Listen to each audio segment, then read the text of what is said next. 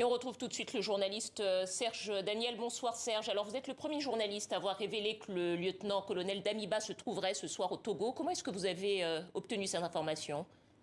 Alors, la première source est militaire. Elle est à Ouagadougou. Elle a suivi un peu le dénouement au cœur des négociations. Ensuite, à Lomé, une source autorisée confirme l'arrivée sur place du colonel Damiba. Ajoutons aussi quand même l'entourage du président de la Guinée-Bissau, le président de la Guinée-Bissau qui est également le président des exercices de la CEDEAO. Il dépêche ce lundi une délégation de la CEDEAO à Ouagadougou. Et son entourage confirme effectivement que le président, l'ancien président, le colonel Damiba, est actuellement, au moment où je vous parle, à Lomé. Serge, est-ce qu'on sait ce soir quelles ont été les circonstances et les conditions de cette exfiltration? Je crois que samedi nuit, le colonel Damiba détenait encore un bout du pouvoir à Ouagadougou.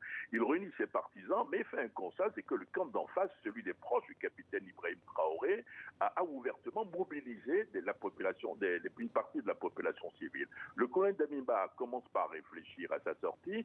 Il ne voulait pas un bain de sang, explique un de ses proches, et son départ a commencé à s'organiser. Il a choisi lui-même Lomé, d'après nos informations. Le président Faure, contacté, a tout de suite donné son feu vert. Le président de la Guinée-Bissau, dont je parlais tout à l'heure, président de la CEDEAO, président des exercices de la CEDEAO, a également joué un rôle de facilitateur et tout était fait prêt. Et ce dimanche, lors d'une rencontre avec les chefs religieux et coutumiers et communautaires à Ouaga, ces chefs recevaient les deux camps rivaux. Le colonel Damiba a abattu sa carte, sa démission volontaire contre des garanties, acceptée par le capitaine Traoré. L'avion pour Lomé qui attendait a décollé avec lui et quelques proches.